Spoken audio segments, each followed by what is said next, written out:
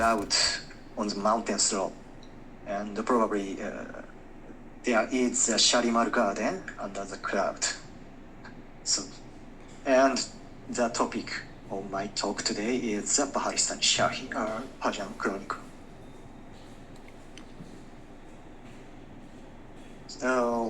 When we reckon historical works of the Mughal Empire or works on the history of the Indian subcontinent, the works such as Abul Fazl's Akbarnama, Nizamuddin Ahmad's Tabaqat Akbari, or Firishta's Gulshan Ibrahimi are likely familiar with many in the audience. However, when we pay attention to the provincial histories of Kashmir, they are not widely known among researchers in other fields. To begin with, I would like to introduce what is the Bahāristān-i Shāhī, a Persian chronicle of Kashmir, and why does this chronicle matter. The Bahāristān-i Shāhī was completed in 1614. Its narrative spans from the formation of the Kashmir Valley in ancient times through the reigns of successive Hindu kings and the eras of the Muslim dynasties, two Muslim dynasties of Kashmir, the Shamiris and the Chakids, up to the reign of the fourth Mughal Emperor Jahangir. Neither the author's name nor the name of the dedicatee is known. The Bahāristān-i Shāhī has been utilized primarily by Indian scholars as a key historical source, particularly for the study of the Islamization of Kashmir. In 1982, an Urdu translation was published by the Anjuman-e-Shar'i-e-Shi'yan in Badgan, near Srinagar. And in 1991, an Indian scholar, Kashi Nath Pandit, published an English translation. This English translation is not an academic translation that follows the original text style, and the Persian verses contained in the original texts have been elided. Previous studies have largely relied on Pandit's English translation, while studies that refer to the original Persian text are rare.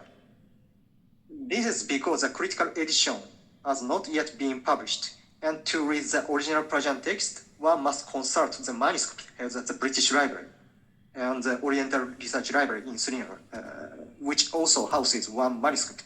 But this is a very new manuscript copied in 1954.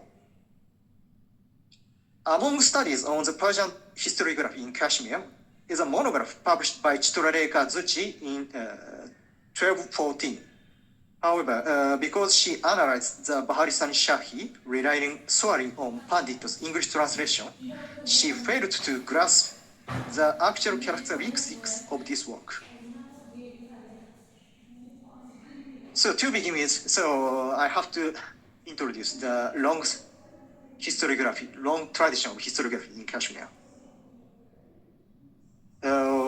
Kashmir originally had a tradition of recording its history in Sanskrit. In the mid-12th century, during the reign of the second Rohana dynasty, a court pandit named Karhana compiled the Rajatarangini, a historical text of the Kashmiri royal lineages. This historical work consists of 8 cantos and records the deeds of successive kings, beginning with Gonan I, who rules Kashmir in 653 Kali Yuga, the year the Mahabharata War were broke out, and continuing through to the reign of King Jayasingha, a king contemporary with Karhana.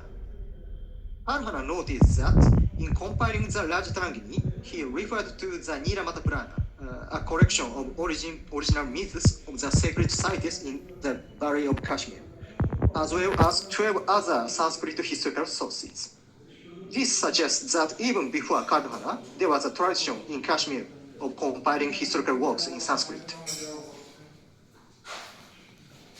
Since the first Muslim dynasty of Kashmir, the Shamiris came to power in 1339, Muslim sultans successively ruled Kashmir until 1586, but historical accounts continue to be compiled in Sanskrit. During the reign of the sixth Shamirid Sultan, Zainul Abidin, a court pandit named Jonaraja was commissioned by the Vizier Shirya Bhatta to compile a history covering the period from Jayasingha to Zainul Abidin. Also,